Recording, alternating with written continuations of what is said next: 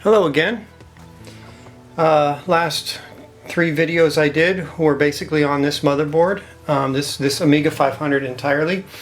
We started off with an unbox of the Amiga and inspection. It turns out there's nothing wrong with the motherboard. In fact, it even had an 8372 Agnes in it, which was great. So we added a floppy drive, and you know, we put the whole thing back together and tested it, and it ran great.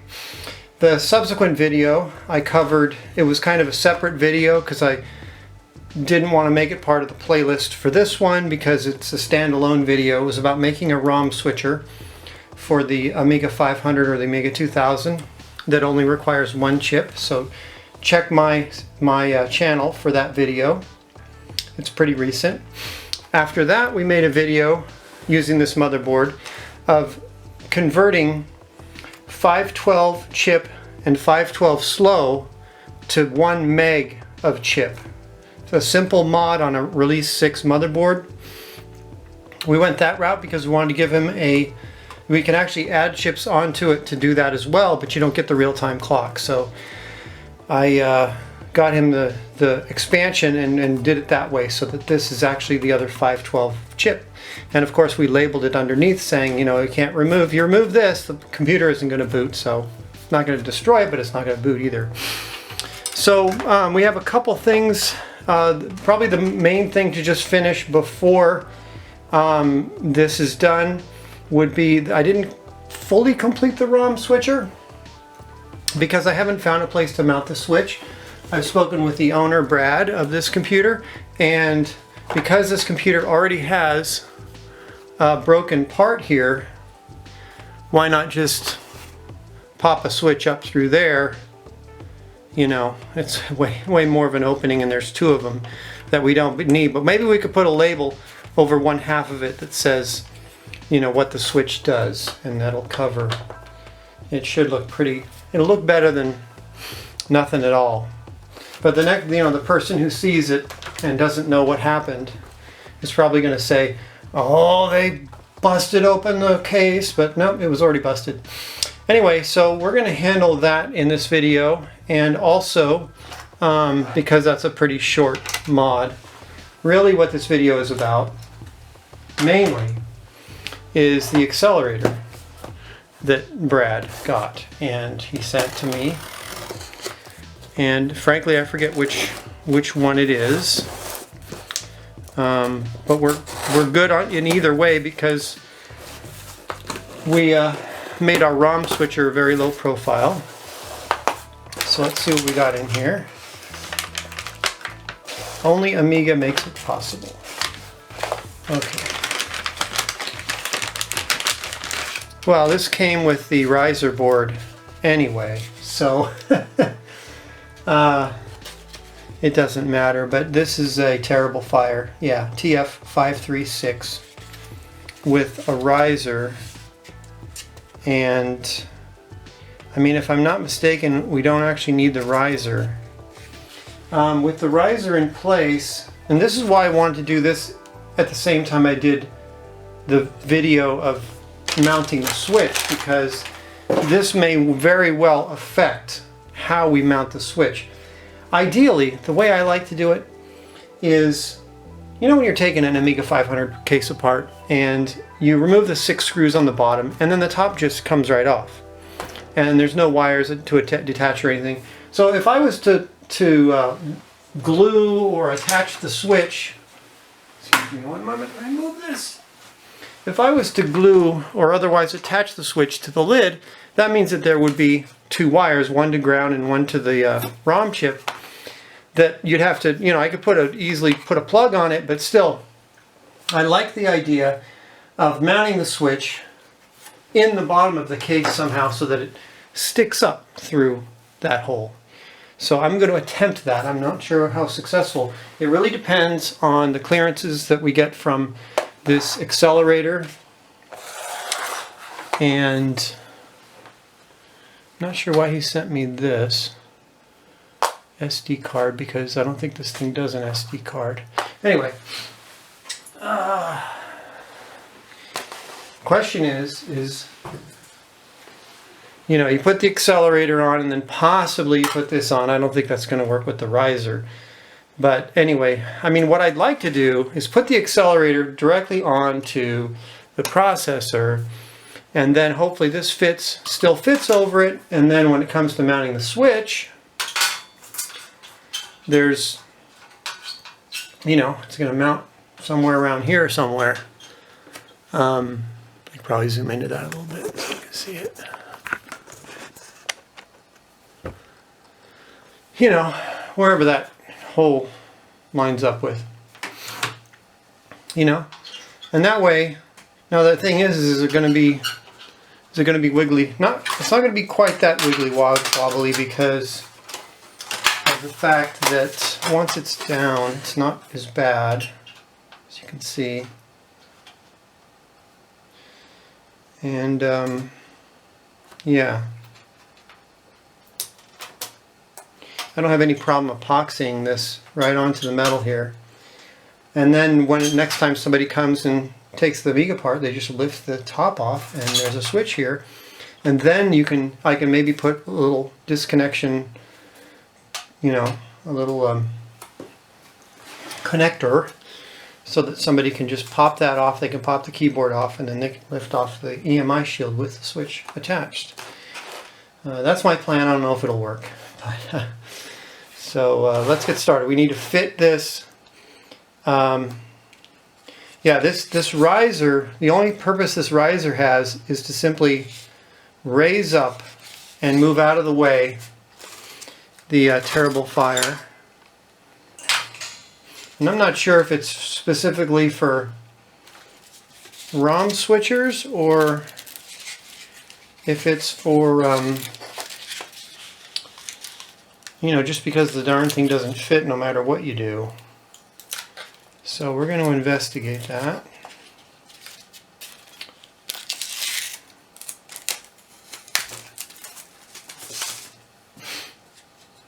Yeah, so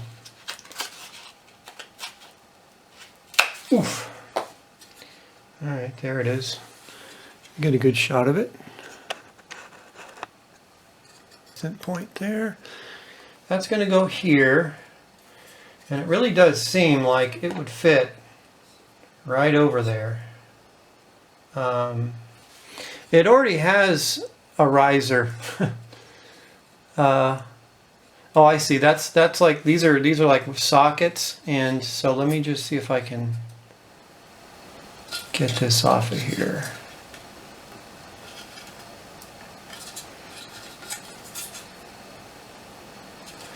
It's coming slowly. Trying to be gentle with it. There we go. 68,000 relocator.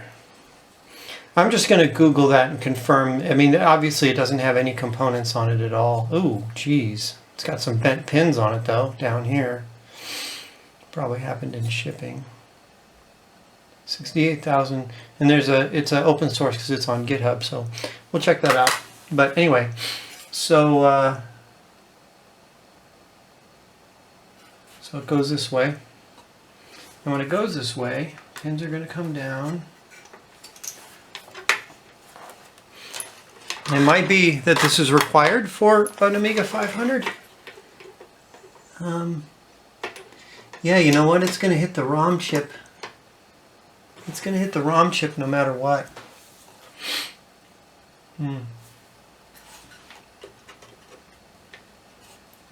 I think.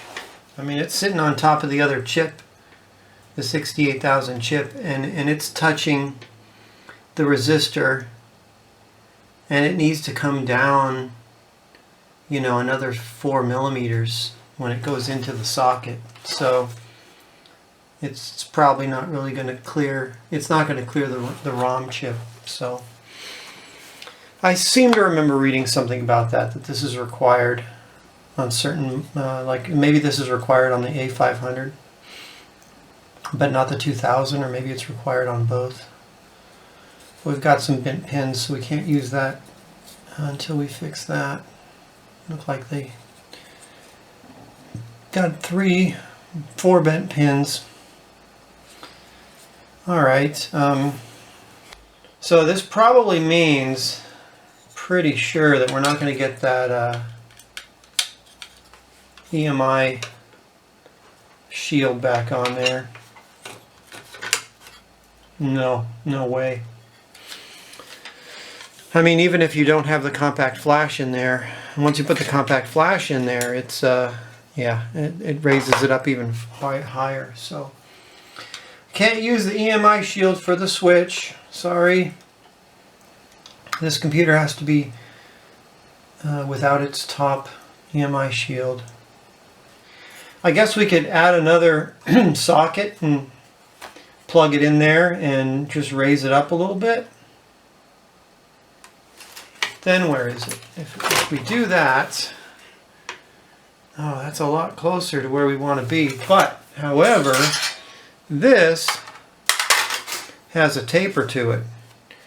So, yeah. So that'll raise it up to something in that neighborhood, and then you go to put this thing on, and come on. You go to put this thing on, and no way. So I think the first order of business will be to test this, make sure it works before we start messing around with stuff. So let's bend these pins back to where they go and get this installed and test it out. Guess what? One of those pins was bent a little too far, or it had been bent back before because it didn't survive.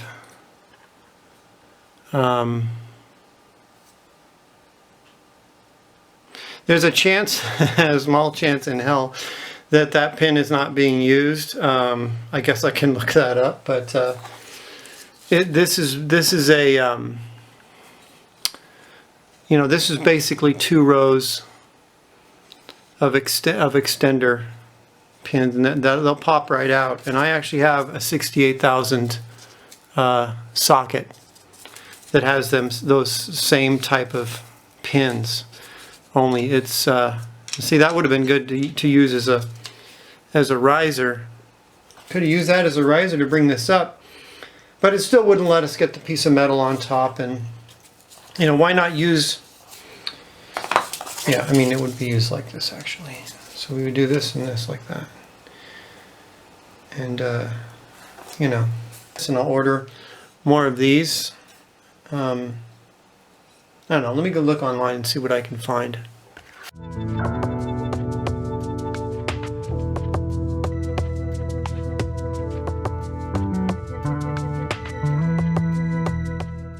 Okay, here's what I came up with. Got the switch in there.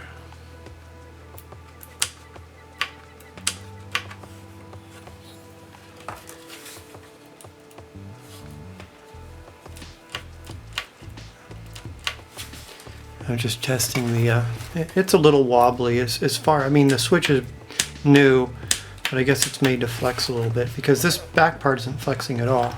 So we have that.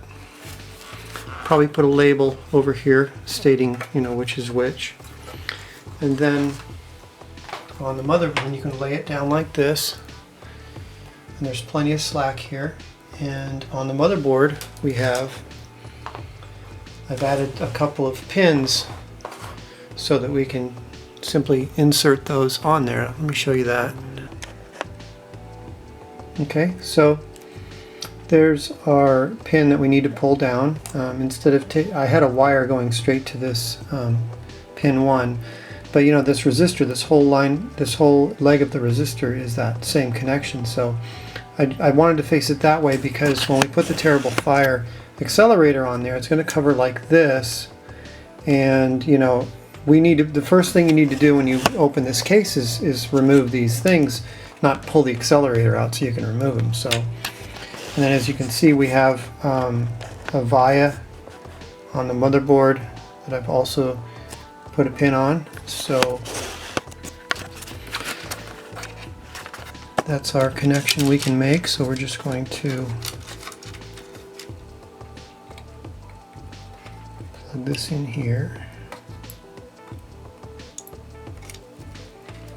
and plug this in here.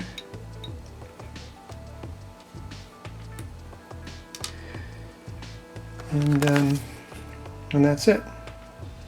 And we have our ROM switcher. So don't really need the keyboard, I guess. So let's see here. I think I might shave that switch down a little bit. I don't know. I already glued it in, so that's a problem. Getting it. I could shave it down, but I'm not sure if I could do it safely, basically. Okay, we got nothing in there, all right.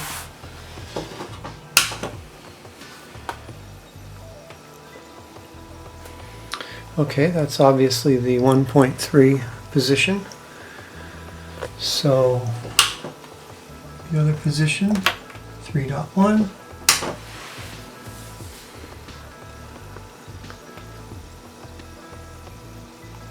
Yeah. So that works. Now, I ordered some of those pin rows, those removable pin rows, and I'm just having to wait for that. And that's going to come tomorrow, so I'll keep filming starting tomorrow. I'll continue this.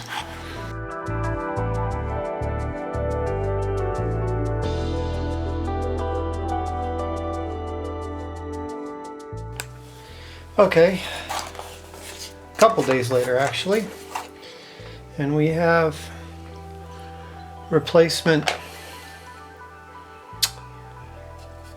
pins for this. So let's just gently lift off the broken one, which can be reused. It just can't be,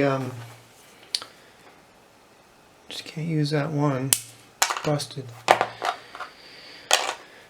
So I'm just going to put the new one in here.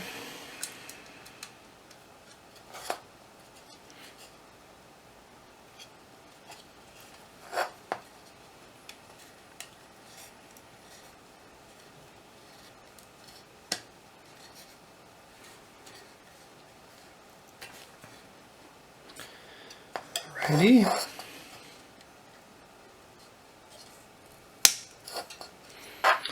These are known as like breakaway or whatever, where you can snap them, but I don't know, call me paranoid, but I feel like it would be dangerous. I mean, they might break it in an uneven fashion and might split or whatever. Split at a 45-degree angle and mess the pin up or something, but whatever. Okay, so we need to get out the 68,000 chip. This chip is the most difficult actually to get out as far as how much force is required. Agnes is hard to get out because you can't really get to the sides, and I always recommend that you remove Agnes from the bottom. It's got 4 holes on the bottom and you can push up on it, and it's the safest way.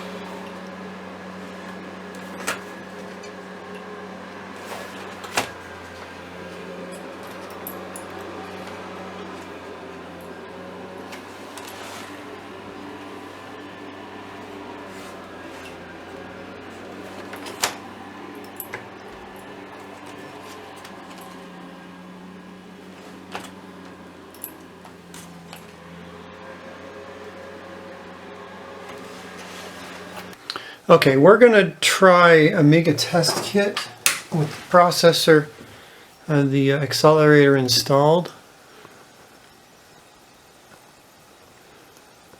This delay of it booting is not uncommon for a system that has a hard drive that isn't actually working.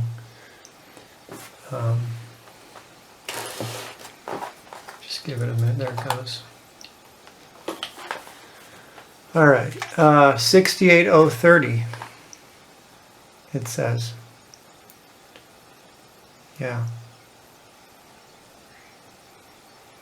What to do, what to do. 65 megabytes. Okay, so it's got 64 megs of fast memory, and I don't know if this is gonna. Yeah, it's taking longer because there's so much memory. It'll probably won't get to the second round for a few minutes.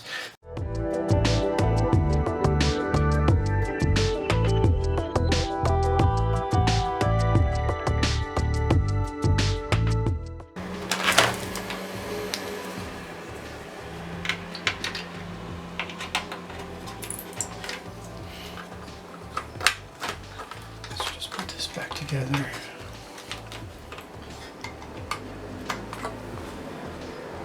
So apparently this is all set up here.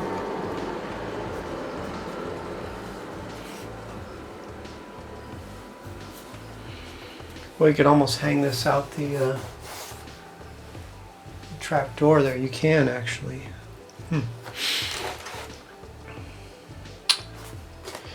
All right. Sorry if there's noise in the background. We have the somebody outside working, gardener.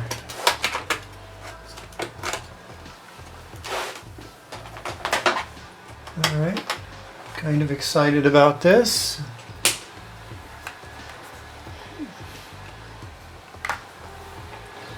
Let's hope everything goes well.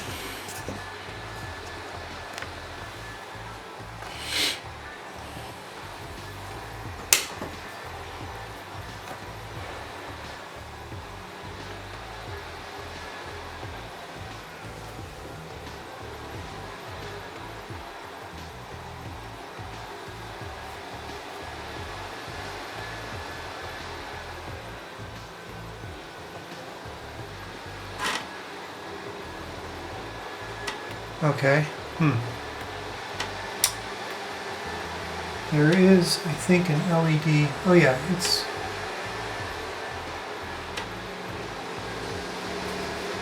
This LED is going. It's very faint though. What the heck?